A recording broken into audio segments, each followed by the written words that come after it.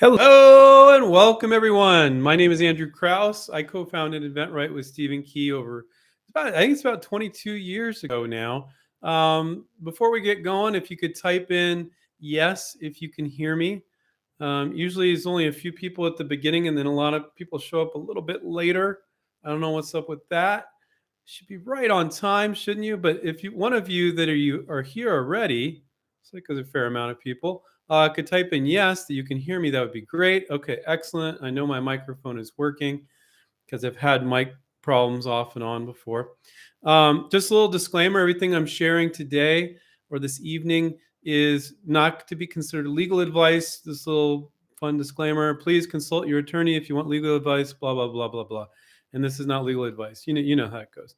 Um, oh, somebody said it starts. I don't know if you're joking. It starts at 7:10. Uh, huh. I didn't know that's what it says online. That it starts. Maybe that's why I'm always like, how come people are showing up late? Um, I'll check on that. Thank you for typing that in. I would try to say out your name.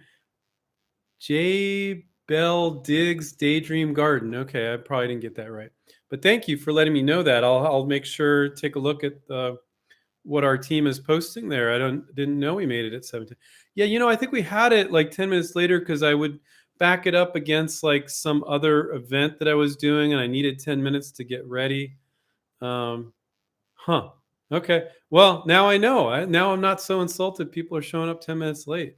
But we're going to get going here for those of you that are new. And about 10 minutes in, I'll mention that.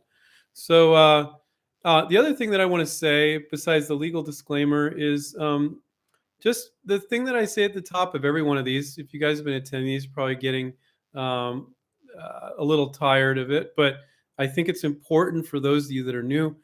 And it's the benefits of licensing. So when you license, I'll keep it super short. It's their money, it's their workforce, and it's their existing distribution. So in other words, you don't need to raise money. It's their money. They're going to invest their money. Sometimes people are like, am I going to be partnering with this company? No. You're licensing to the company and you're receiving royalties, but it's going to be their money. And when I say their workforce, I mean sales, marketing, advertising, manufacturing, everything. And they got this machine with all these people. And maybe they have 10, 20, 30, 50, 200, 300 products, however many it is. And your product is being plugged into that machine and they know what to do. And so even though a lot of these companies, not a lot, but a fair amount of these companies aren't as creative as you guys, and that's what they need you. That's what they need you guys for. They are very good at, manufacturing and selling and distributing and marketing products, So you got to give them that, and they're doing all that. So you don't have to. And then if they're already in 30,000 stores, boom, you're in 30,000 stores. So you have existing distribution. Retailers don't want to talk to one product, one SKU companies. I admire people that can start a business and sell their one product and get into a major retailer. It's very, very hard, if not impossible. And then even when you do it, you won't stay in there very long if you don't have a whole product line. And now it's like, oh, I have this one invention. And now I've got to have this whole business and I'm working 80 hours a week. And so when you're licensing, you don't have to do that. You're tapping into their money, their workforce, their existing distribution. You don't need to run a business and you don't need to be that one SKU, one product company with product in the garage. So let's just jump in and start answering some questions. So what we're all about here is licensing. But if somebody had a question about going a different direction with regards to licensing, I can answer that as well. James wrote, do you have any recommendations for software or companies that I can use to create my sell sheet? Yeah, I really, unless you have a design background, James, I don't recommend inventors should do their own marketing materials. I think you should do your own marketing materials in that you should create a rough draft. So when our students are working with our coaches, they're creating something rough and then they're going to send it. They're going to make sure it's good marketing, good benefit statement, some bullet points, right pictures, contact information. I'm getting it in 6 to 10 seconds. That's not easy to accomplish. Very, very hard to do. And then once the coach and the student agrees, like, yeah, it has all the right components, then they send it to our design studio and our designers make it pretty. So whether you're using our design studio which you can find on inventright.com, James, or you're doing it somewhere else, I always recommend that you are the one in charge of the marketing. A lot of graphic designers, they're not marketers. And so if you give them your marketing and your marketing's not good, they'll make it pretty, but it will be a pretty piece of junk. And if it's not accomplishing that 6 to 10 seconds, I understand what your product is in 6 to 10 seconds, then it's not good enough. And so there is software out there. There's Canva. There's different online solutions where you can create your own brochure or sell sheet, however you want to put it. And some of them are actually pretty good. But I just don't think that most inventors, graphic designers aren't that expensive these days. You should really put your best foot forward and hire a graphic designer to make it pretty. It doesn't have to be us, but it should be somebody because it's not expensive. So, do I advise you to get software and put together your own brochure? Some people call them brochures. We call them sell sheets. Um, no, I don't think you should. Have I seen a few that were good enough? Yeah. Have I seen tons that were terrible or not quite good enough? Yes, a ton. And if you're going to make the effort to reach out to like 30 companies, do you want to sending something that's okay, or oh, boom, I get it, and it looks professional? So that's my take on that, James. Let's see. Jeff said, my idea takes a patented technology from one sector and applies it to a patented device in another. My approach slash PPA addresses the systems and not the devices themselves. Is this a valid approach? So he's saying he's taking a patented technology and applying it from one sector to a patented device in another. So my answer is always, when you take a technology or a product and you're moving it over to a different industry for a different purpose, you always want to say, what are the problems with that? And that's a good thing. So what are the problems with that? And then what are the solutions to those problems? So you want you to actively look for problems there. And so I think it's something that you can do. And quite often, when you move something from this industry to this industry, oh, well, it's going to operate a little different. I need to put a hinge over here and I need to do this or I need to do that. So, how is it going to work differently? And quite often, because it's for a different industry, a different application, it is patentable and you can do that. So, but specifically, what Jeff's question was, my approach to PPA addresses the system and not the devices themselves. I don't, without looking at the product, Jeff, I couldn't understand what you mean by system. I mean, I get generally the idea, but it's really going to depend on the product. So whenever we look at our student stuff, um, it's always going, well, what's different from bringing it over here to over there? And you're going to be protecting whatever your point of difference is. And quite often it will be patentable because it's for a different application. So you're not violating the patent that's in that other area, hopefully, which quite often is the case. So I answered the question as best as I could, considering that I can't look at your product. And by the way, don't anybody disclose their product live on here, of course. So let's see. Andrew said, great name, by the way. Thanks for this webinar. I have an idea that I will need some electronic engineering. Can't afford engineering and a working prototype. He said he cannot afford it. Do I get a VC, or try to get a license with no working prototype? Do I get a VC? I don't know if you're talking about venture capitalist or you mean VP, virtual prototype. Do I get a VC or try to license with no working prototype? I think he's saying, do I get a VP, which is a virtual prototype? I think that it's an electronic product. He can't afford the engineering on it. So what I would advise you to do, Andrew, is take a look at other products in that space, and with your non-electrical mind, just standard consumers like you and a lot of the people that are showing up here, look at other products and go, well, they made that electronic product and it does this, it shows the time, it beeps at this point, or whatever it is. And they're selling that for $19.95. And mine works different, but it's close enough. So I think I know that they can make it, one. and I know they can make it for around that price. And you would be amazed, Andrew, at how often you can make those assumptions. So I would say a huge percentage of the time, Andrew, our students can look at similar things and make assumptions as if it can be made and at what price, right? So now, if you can't do that, then that's where you kind of might want to, hire an electrical engineer to go, is this thing going to work? And that can get really expensive, those electrical engineers. So see if you can absolutely look at other things. People always go, well, there's nothing just like it. I'm like, well, I didn't say just like it. I said kind of has the same features. Maybe it's a different industry. It's the same amount of plastic. It has the same electronic features. But it's not doing quite the same thing, but kind of the same thing.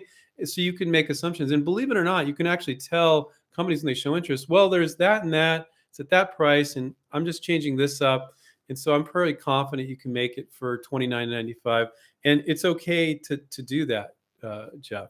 So that wasn't Jeff. That was Andrew. So yeah, I would say if you can do that, you could get a virtual prototype and you could pitch the benefits of the product, because that at InventRight we teach, you're not selling your prototype or your patent, you're pitching the benefits of your idea. So if it's an electronic product and it helps you wake up in the morning or remember things or to take your medicine or whatever it is, um, that's what you're truly selling. You're not selling a patent or a prototype. You're selling the benefit of the product. And the marketing person who you're sending to needs to look at it and go, oh, yeah, my customers will want that. You know? So for those of you that are just joining us, I was I've been doing these for a while now at 4 o'clock Pacific, but I think in the notifications you guys get, it's saying that it's at 4:10 or Eastern 7:10, or you accommodate for your time zone. So it was always like, why is everybody always showing up late? You know, and then a few people typed in, no, it was promoted for 10 minutes past the hour. So now I know. I think we'll just keep it at 10 minutes past the hour, and I'll just start doing it at the correct time. So it's totally my bad. So, but it doesn't really matter. So if a few of you have been attending these, and maybe for a couple weeks or months or whatever, and you're always like, Andrew's always like already going when I show up. And then you know why, because I've been starting at 10 minutes early for, I think, quite some time, which is funny. Let's see. Hey, it's free. Don't complain. Um, uh, let's see. Handy the sock. That's quite a handle you got there, Handy. What's up, Andrew? What's up, Handy? And then Carlos said, "Hello, Andrew." Um, James said, "Do you have any recommendations for companies or software for creating sell sheets?" Okay, I answered that early on, guys. So if you didn't hear that before, you can listen to what I said there. Um, Handy said, "Do you have?" And by the way, type your first name if you want, so I can address you by your first name. But if you have a silly handle, I can do that as well. Handy said, "Do you have any recommendations on how to pitch a character property?" Yeah. So you got this new cute little character, or it's gross, or it's funny, or it's edgy, or whatever. Um, you can definitely license that. But my comment is it needs to stand up on its own. So some people are like, oh, I want it to be a TV show and I want it to be this or that. So here's my comment to that. If it's on a t-shirt, if it's on a coffee mug, if it's a little doll or whatever, and if it elicits a response on its own without anybody having watched a TV show or seen a cartoon or read a book or anything like that, you're good to go. And those responses could be, oh, it's so cute, or oh, that's gross, or oh, that's like cool, And so my answer, who had that question? That was Handy. Um, my answer to it is, does it elicit that response? Because you can't, like, it's like putting the cart before the horse for everybody to want to buy all this merchandise for a TV show that's not a TV show yet, right? But there's plenty of characters or dolls or different things that kind of stand up on their own without having anybody seen anything, or you with proper packaging on it. So that was, I think, a very good answer. in that I've been giving that to people for years, and it's very true. And that's speaking from having seen people work on different products and things. So some people, when they have a character property, there's all this backstory and stuff, right? It's like, well, do you really have the opportunity to tell that backstory, or do they just have to look at it? You know, maybe there's a saying or something underneath the picture of the character or what have you, and that says it. But if somebody needs to ramble to me for 30 minutes to explain who these characters are and what they're doing and what they're all about, and it's people can't just look at it and get it, well, then you're screwed.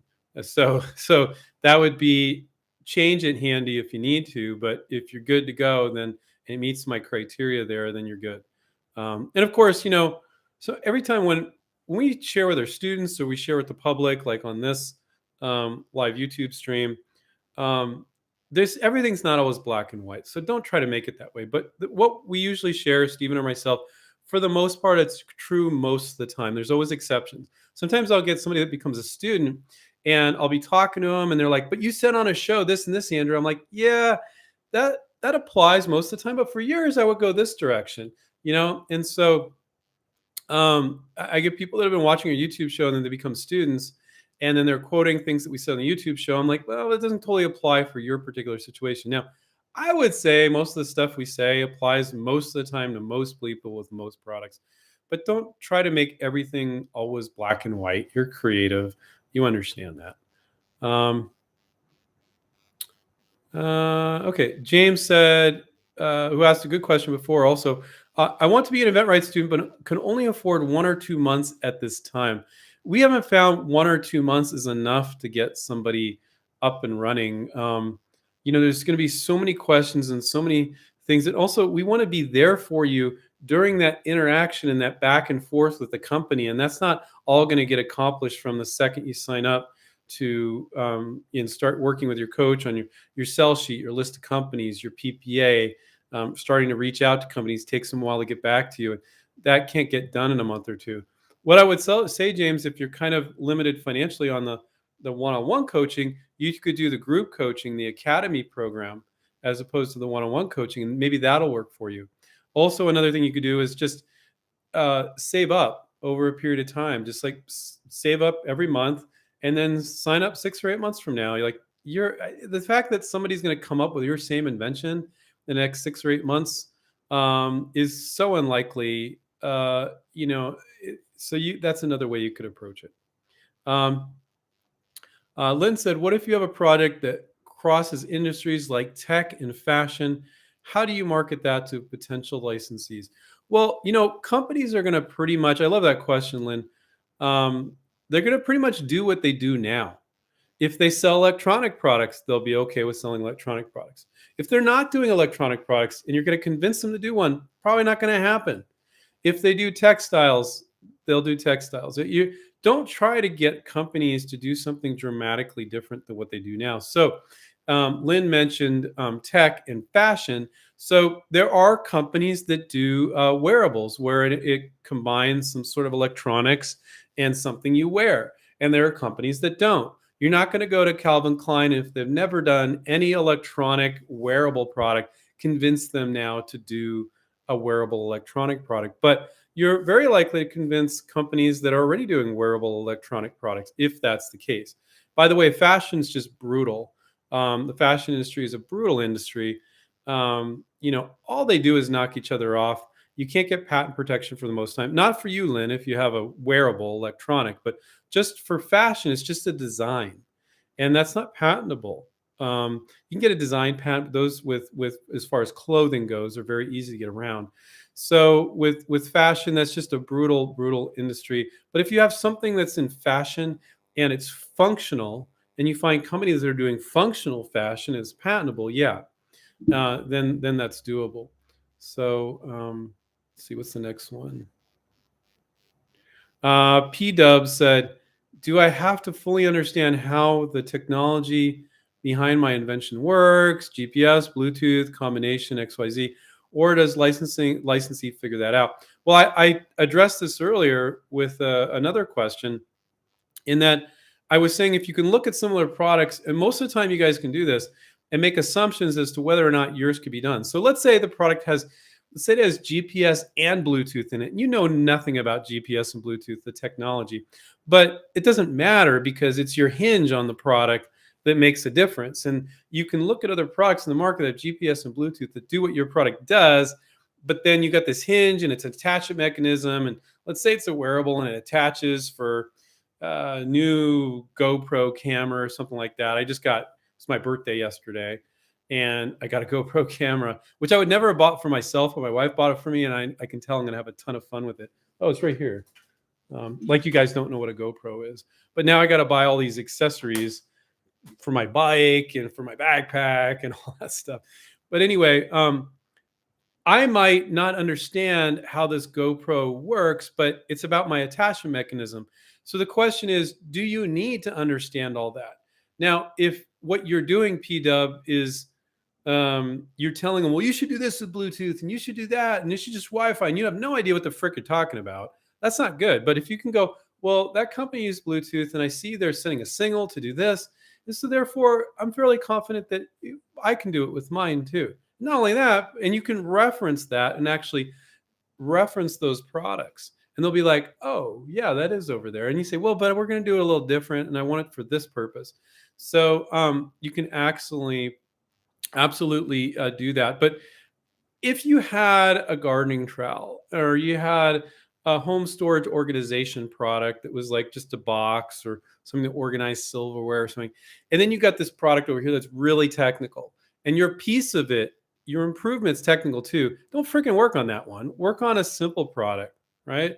But if your piece of a technical product is not technical, why not? They understand the technology, or you can just show that other people have done that technology. But if what you're doing is highly technical, you have no freaking idea what you're doing, and you can't cite other products and how yours is just a little bit different, then you shouldn't be working on that. Because it's going to cost you a ton of money to figure all that out and pay engineers, and that's not good. And we as consumers, we interface with a lot of electronic products these days, the GoPro, an iPad, a this or that. And so we have ideas for apps and electronics and things. But if what you're doing is kind of pie in the sky and you have no idea how it would work, then you're going to come across a little bit crazy. But at the same time, a lot of times you can cite similar products and they're like, oh, yeah, it's very clever. So hopefully that, but anyway, I answered that question just, I don't know, 10 minutes ago, and I answered it again for you, PW. But it's a common question, so I think it was worth kind of more or less answering twice. Okay. Andrew was talking earlier, and he was saying, thanks for the answer earlier. I meant venture capital. Are there VCs that invest in inventors? So venture capital, or as I like to refer to it, vulture capital, jokingly and kind of not. I grew up in Silicon Valley, so I grew up around vulture capital. I don't like it.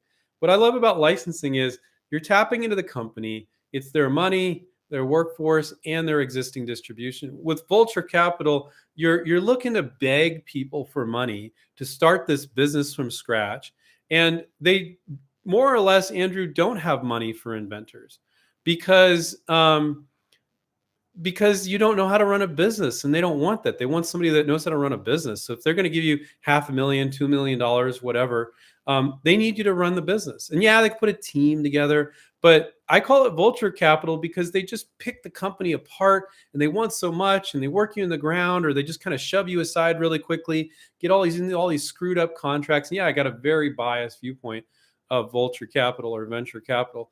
Now, if you want to start a new Facebook or a new this or that, you don't have any choice but to do vulture capital. But I personally don't like it. And with licensing, when you get the money, the workforce, and the distribution all in one place, it's way better than vulture capital. It's way better. But people are like, I want the money, I want the money, I want the money. But they're not going to give you the money, because if you don't have a background in launching businesses, why the hell would they give you money when you just have an idea? So for vulture capitalists, or venture capitalists, as I should be calling them, they don't want to give inventors money. Now you could put a team together. Well, I got this guy, he's the management guy. I got this guy, and they probably want to pull out and find their own guy anyway. I just find you get scammed a lot of the time by these vulture capitalists. They're scammy, they're sleazy, you ask me, a lot of them.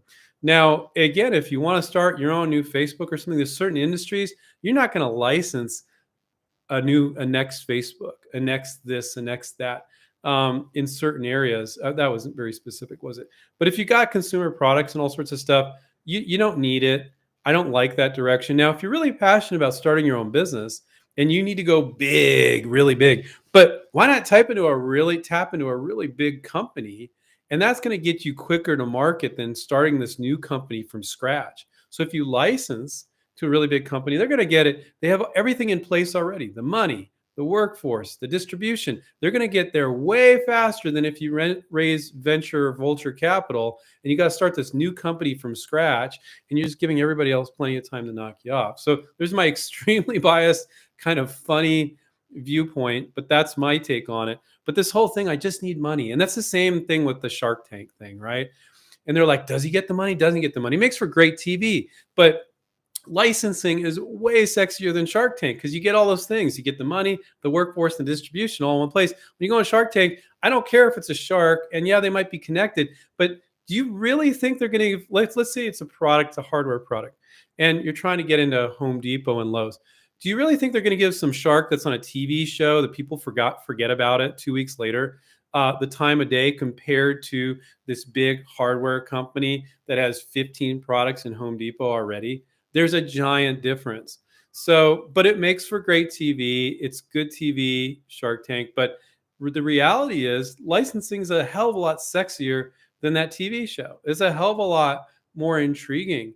The fact that you don't need to run a business, that they're going to do it all for you. So, there's my very long answer, Andrew, to you for the do venture capitalists invest in inventors? For the most part, no, they don't. Now, I'm sure you can find some exceptions, really high tech, big ideas, something like that. And for certain ideas, it might be appropriate, but I just don't like it. And I grew up in Silicon Valley. I don't like it. Don't like the whole vibe. It's just really weird, sleazy vibe. And I shouldn't. I'm sure there's plenty of cool venture capitalists, but by and large, don't like the vibe. That's my personal opinion. Um, Okay. Jeff said, I'm working on a flying pizza oven. For instance, doing research, I found someone in a forum 5 years ago say someone should invent a flying pizza oven. Does that create a prior art situation? Okay, so he's using that as an example. Um, no, I don't think that's prior art. Saying somebody should invent a flying pizza oven, that's just his example. It was probably something else. Um, if if you just say somebody should invent a robot that jumps up on your roof and shingles the house, that's not prior art because there's no art there. There's no like, well, here's how it's done to it. So that's not prior art. Now, if they disclosed, and I think there should be a flying pizza oven, and here's how it would fly, and what they disclose publicly now is public disclosure. But if they didn't disclose certain things about how it would be done or how it operates, then it's just they're throwing out a concept. So that would not be considered public disclosure, or it wouldn't mess you up. It would be public disclosure of that concept, but it's not. If you then created a flying pizza oven that had these mechanisms, then you can't protect the concept to begin with.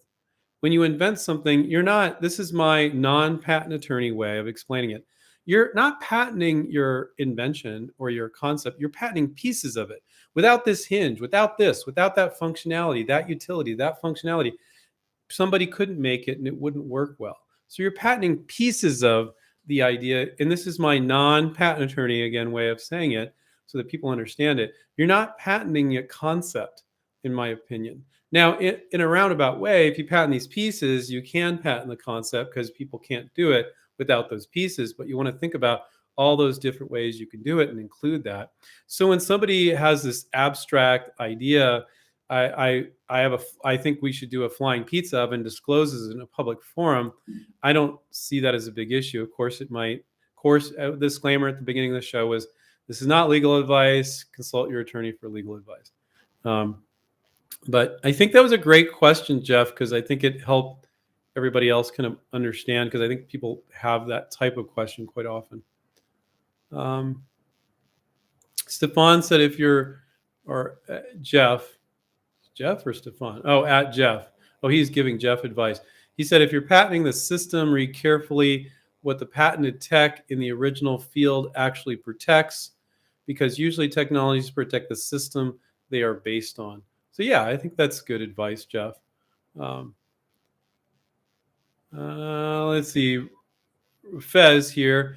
I have an idea regarding after factory product for cars. Okay. So he's saying it's not something that goes on the car at the factory, but after. I call it automotive aftermarket, which is way better. Trying to license to something that goes on a car at the factory, brutal. Just shoot yourself in the head right now. Don't do that. Just a joke.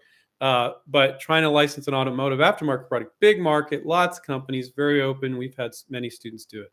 We did have one student license to a major automotive company, but that was an exception and brutal. And so let's see. I have an idea regarding aftermarket automotive accessory. Is it really difficult to sell the idea to big manufacturers, or should I have some success in the sales on my own first? You should definitely just go after um, the automotive aftermarket first, because it's so unlikely you're going to get those companies to move. But the big automotive companies might move and integrate one of these things once they see it working in the marketplace. Big automotive companies are just Tesla aside, just so not innovative. They're getting their butts kicked right now, and I think they're trying to work on it. A lot of them are working on electric cars and stuff right now, um, but they've been very slow in the past. Are they better now? Yeah, they're better in the past. They were horrendous in the past, but I still think they're pretty slow. With that said, when you think about everything that goes into making a car, that's pretty tough. I mean, you got to give them that. I mean, the engineers, all the components and all the pieces and stuff. I was watching another YouTuber talk about Chinese cars, and he was actually from South Africa, but he was living in China, talking about the experience living in China and his experience driving a Chinese car. And they're absolute junk. He was saying they're just absolute junk. So you think like, well, China's so good at knocking stuff off, but even they have a hard time knocking off and making decent cars. Maybe because they're trying to make it so cheap for the China market. Maybe that's part of the problem. But so even though I'm beating up automotive manufacturers for not being fast about innovating, what they have to deal with so many components, I mean, you got to give them that. It's pretty amazing. So yeah, Fez, if you have an automotive product, I would go for the aftermarket. If you want to go ahead and present to the major automotive companies, you can. It's almost a waste of time right now, but I'm just saying that to exaggerate, to make a point. Hey, Dana. I see Dana said, hey, Andrew. Hey with the Hay, huh? Okay, cool. I'm just kidding, Dana. So hopefully that was helpful, Fez, and everybody else that ever wants to work on an automotive product. Virgo 76 says, I submitted a product. The company was interested. They did a search and found in-house prior art. Can I submit to another company? Well, first off, if you could have them share that with you, that would be fantastic. They found in-house prior art. So what he means is they're saying that there's products that they're either working on or are patented. And they're saying we found a product that either we're not sure, we're working on or patented, and it would be a conflict. So no. So what he's saying is, can I submit to another company? If it's in-house prior art and it's not something, what I would do is, the company now. So I'd look and see if they have any patents pending or any things that are patented, and look at the details and see if you're like, oh, well, okay, I see that they're trying to get that, but I don't think they'll get that. So I don't think it's a problem here or there. So that was weird. What I would do is I would look at any patents that are public for them, but I would move forward with it. I mean, because you don't know what they're saying. Maybe that was just what they said because they they wanted you to move on, or they just weren't interested. So I would continue working on the product. Definitely. But again, that's not legal advice. But I would search for any patents they have pending. I don't know if most of you know this, but when you file a patent, not a provisional, but when you file a patent, after 18 months, even if it's not issued, because it takes the patent office 2-3 years to get back to you, and then they have what's called office actions, which is I in layman's terms I say it's an argument between your patent attorney and the patent office about what claims you're going to get. So when you file a patent after 18 months, it'll go public, but it won't what you filed, what you're trying to get. So I get inventors all the time like, "Oh, I found a patent and there's no way I can get around this." And I look at it and I'm like, "That's not a patent. That's a patent pending, and that's not issued."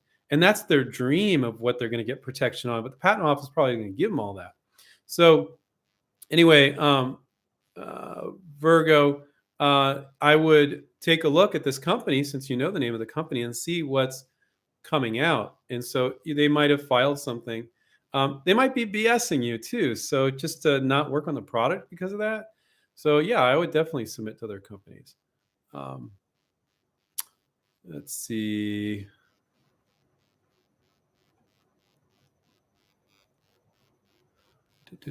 Scotty says, any discount for your programs in the near future? We just did a July promotion because usually just before the kids are going back to school, people are kind of busy, where we gave an extra month and an extra sell sheet and virtual prototype. We don't do that very often at all, but we did that for July. But that promotion's over. We don't do a lot of promotions. We're pretty straightforward with things. But if you want to talk to Scotty, if you want to talk to Sylvia or Dana or salespeople, you can talk to them about that. Um, let's see, Ortiz, do product sell sheets need to show a prototype or are drawings okay? Well, yeah, scribble drawings are not okay most of the time. It needs to look good. It needs to, so you could be a virtual prototype. So drawings are okay, or a virtual prototype is okay, but it needs to look decent. If it's just so crudely done that it's distracting, that's not going to work. And you can get folks, we do virtual prototypes for our students to do virtual prototypes pretty affordably these days. So I would recommend, and you definitely never want to include patent drawings. Never ever. I mean, have you ever seen an advertisement and the drawing of the product is a patent drawing or a CAD drawing? No, you haven't. So don't ever do that. Don't be so proud of your patent drawing. Well, I'll just send him a copy of my patent, or I'll just throw that drawing in my marketing materials. No. So for the most part, drawings are not okay unless they're professionally done or they're a virtual prototype. I would say that for the most part, no. Um, but we talked about don't always think black and white. But I'm telling you, most of the drawings that I've seen, I'm like, dude, you can't, don't make that your marketing piece picture. No. Um,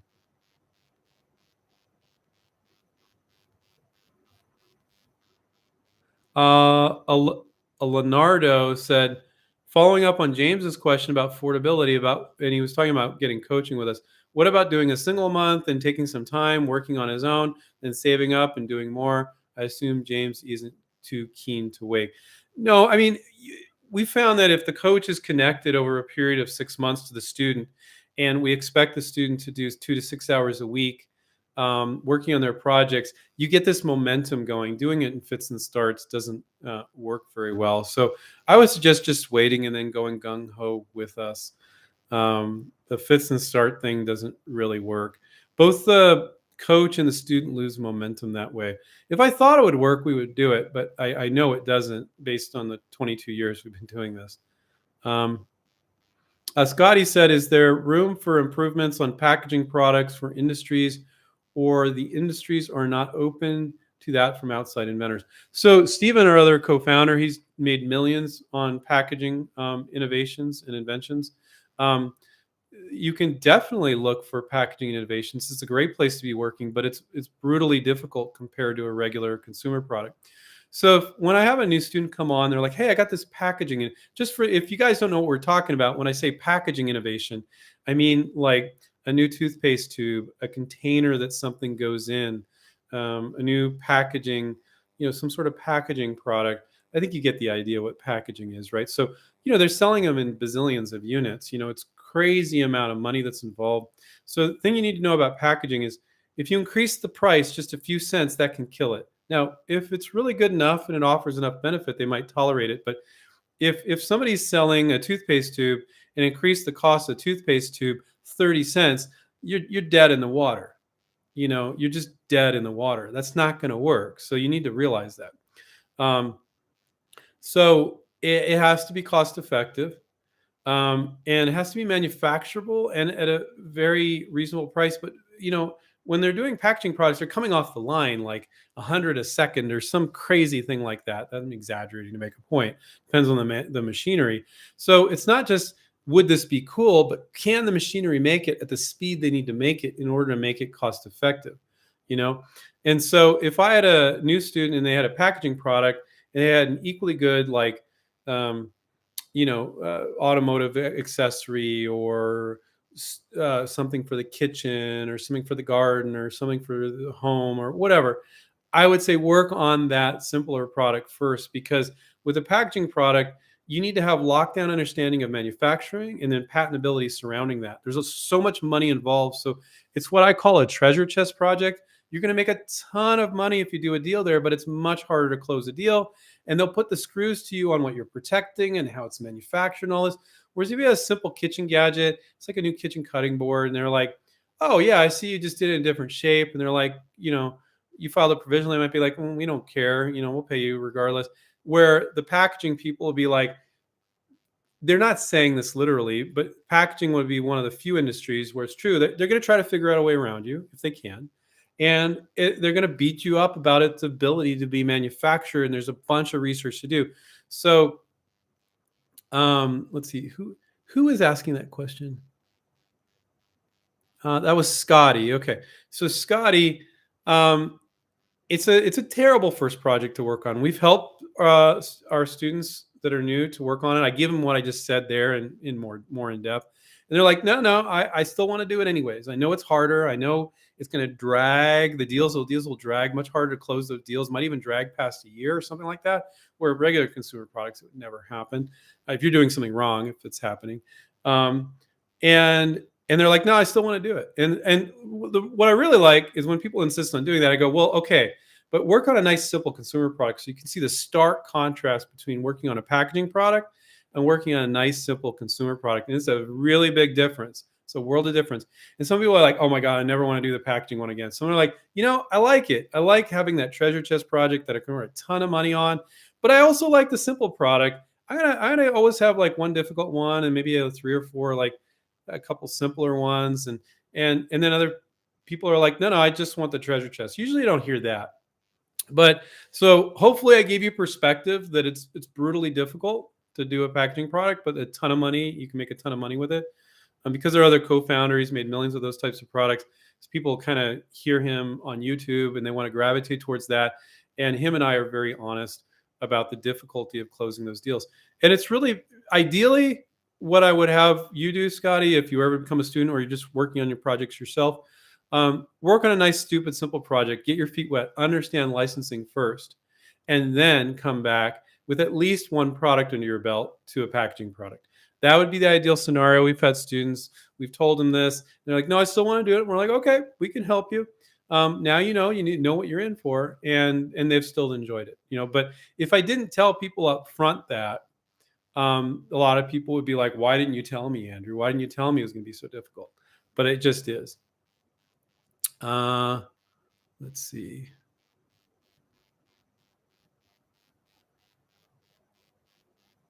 Carlos, you said your question was skipped, but I don't see a question from you.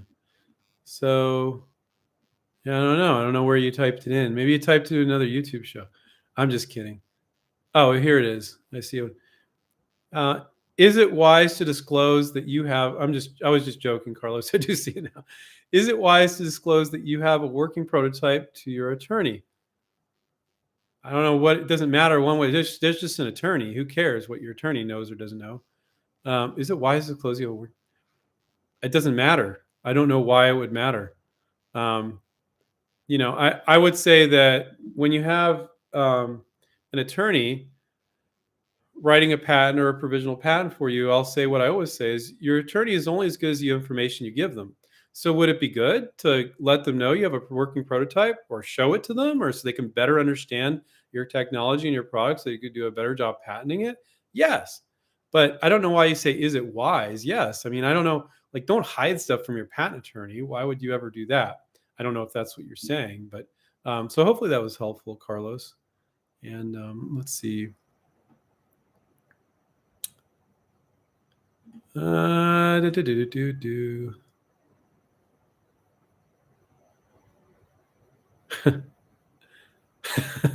Garrett said, I sense an upcoming video, nightmare stories about Andrew's experience with VCs. I can't say my experience is firsthand. Um, Growing up in Silicon Valley, I just know so many people that dealt with them. I went to VC mixers. I did all sorts of stuff where I had speakers that were VCs. But no, I didn't have a bad experience myself with VCs. Um, but that is funny. Um, let's see. Stefan said he was mentioning Javier. I recommend you go through your inventions with your coach and pick the best one for the first one. Learn to fish one fish first, but if you're good at the homework, you'll go forward with more. Yeah, and I don't, Stefan. I know you're a student, but I don't know if Javier is. But yeah, I think we have plenty of students that when we work with students, we always insist, we say you can work on multiple projects, but never out of the gate. Coming to two or three out of the gate is overwhelming. But if you work on one, you get some experience, and then you're like, I understand the basics, how licensing is, and now I can work on two or three at a time. So I think that's very good advice. And I think it's carefully picking which one you work on first when you have multiple ideas. Not all of you have multiple ideas. If you do have multiple, I suggest you do look at them all. And when our coaches work with our students, they're going over the upsides and downsides of number one, number two, number three. And the coach is recommending number two. And the student totally thought number one was the bomb. And they're actually saying, no, after number two, I'd work on number three. Number one's kind of going to be kind of difficult, but you could probably, if you do this research, that research, come back to me and talk about it. And maybe we can make it work. But I have these concerns about it. So going through, I agree with Stefan, with the coach, upsides and downsides of different real life projects, your projects, is very beneficial. Not all our students do that from the get-go because they're really obsessed with one particular idea, but the ones that have multiple, I love that we do that for our students, which we do, because it's teaching you how to evaluate different ideas and what are the upsides and downsides, specifically with licensing in mind. You could talk to somebody who's ventured a bunch of products, and we would use different criteria for licensing. Um, let's see. Jose said, COVID trends with manufacturing, are they holding back? So I love that question. Actually, I was going to record tomorrow morning a YouTube show about what's going on with COVID and licensing. So I'll cover some of what I'll cover in that YouTube show right now. During the really midst of COVID, when it was really bad, we had more students licensing than ever. It was kind of a trip. But it's not all roses. So any company that doesn't innovate, doesn't come out with new products, is going to die. I mean, they just are. And unless their business is just very generic products and they're very good at distribution, that's a valid point. But any company that's doing anything innovative at all or has competitors that are innovating and their company's just a me too, they got to innovate. So you're their free research and development department. So during COVID, and sometimes the companies will cut back on R&D, but you're continuing to send them ideas. So you're their free research and development department. Now, I think any company that cuts back on R&D and new product development when things are tough is stupid. It's been proven that some of the best companies are the ones that actually invest more in R&D and new products when things are down. During COVID, we experienced more deals than ever. Actually, I was surprised by that, but it's not all roses. So the downside of it is, which I don't think is a big downside, is the deals. It was aggravating to our negotiation coach Paul and some of our students. The deals were taking longer to close. They were taking longer to get approval. but the reason why they weren't giving the thumbs up as quickly as before, which is never as quick as you guys want it to be, it's usually, a couple months, is it was taking longer to get quotes in China to make sure it was manufacturable and at a reasonable price. And so because they had to do that, it was taking them for longer to okay and sign the deal. Now, the other downside right now, so I don't see that as, so what? So it takes a longer negotiation. You still get the deal. And we've had more students do deals now than ever before. So I don't see that as a big negative, but it's stressful for new inventors. The waiting game drives people nuts. The other thing that we're experiencing now is it's taking longer for the companies to get the product out there. We have this program called Bridging the Gap where we're bringing on companies just to talk to our students. This is just to our students, and they're saying this is what we're looking for specifically. We've had some really big companies come on. It's been amazing. We've already had a few students license products that way, and that's exclusively for our students. Something that we do called Bridging the Gap, and a bunch of those companies have said, man, our container costs are killing us, man. It's like we used to spend 4 or 5K for a container to ship product over here from Asia.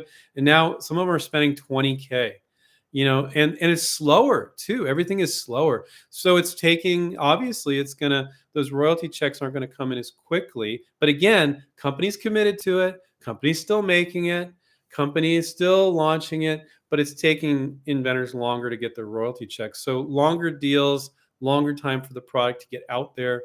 I talked to one company, one of our Bridging the Gap companies that came on. I said, so I know it's still a factor now, but I'm guessing. I said, I don't know, because I wasn't sure. And I said, a year from now, I think they won't still be charging you 20K. He's like, oh, no, they're just milking it, taking advantage of the situation now because the supply chain got all messed up, using that as a reason for milking it. But so I don't see that as a long-term issue. Now, I don't know. There's a lot of interesting problems that COVID created for the supply chain. So it'll be interesting to see how that affects things. We've had some companies say, it was a lot of brick and mortar retailer, and then when COVID came, it went a lot to these online retailers, or some of them buying direct from their website that really weren't selling much from their website.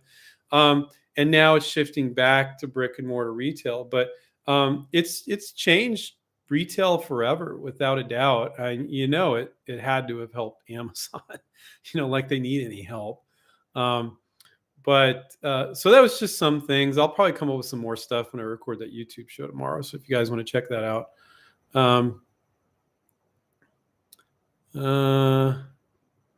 So Sam wrote question, on average, how many inventions do your students have in the cooker? So, we're all about empowering our students so that we can set them free and they can say things to us like, and I've had students say this to me and then I forget that I told them they should say that to me. I get it, guys. I don't need you anymore. I can keep licensing my products. If I get it over my head, I'll come back, but I got it. And so when people are new with us, we do have inventors that have 100, 200 ideas. We have other inventors that have one idea. And I say, we're going to, by working on this product, you're going to actually get real life experience. So now you can do this for the rest of your life.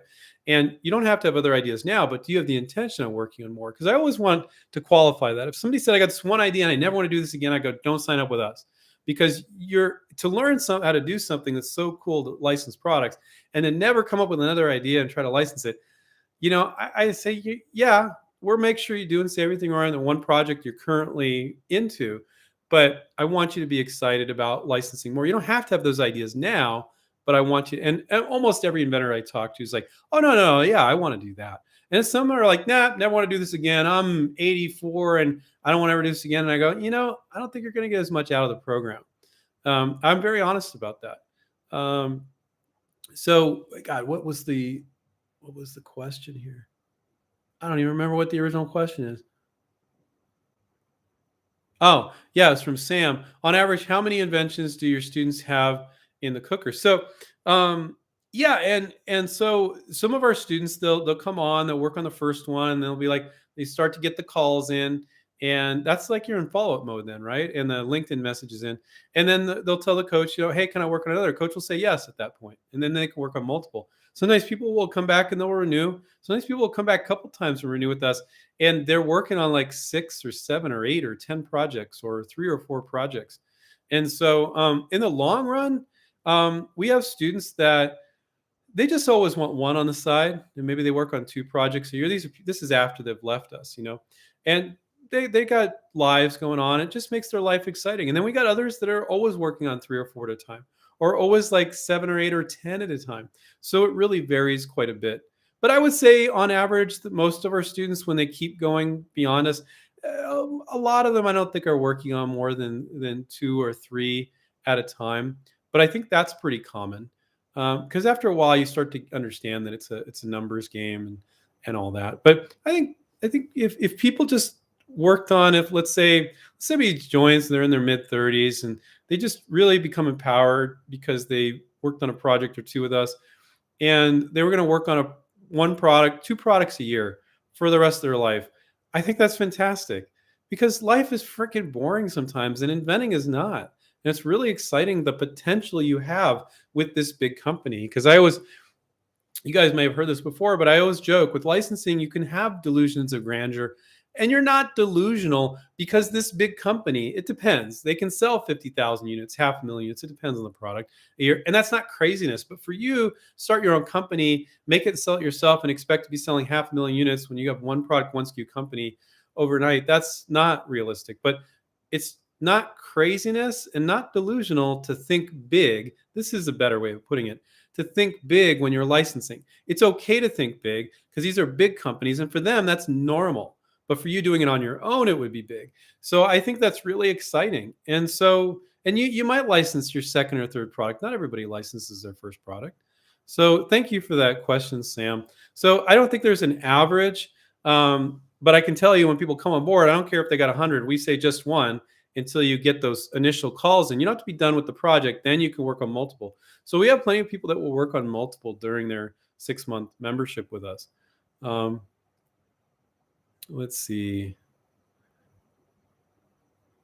John said, prototyping a new hardware item, and I'm close to going to the fabricator to a couple hundred pieces made. How do I protect the product without a patent in place? So why do you need a couple hundred pieces?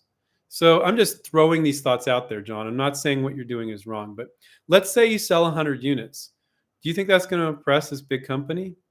No, it's not. They're going to be like, you'll be like, well, I sold 100 units. They'll be like, you only sold 100 units?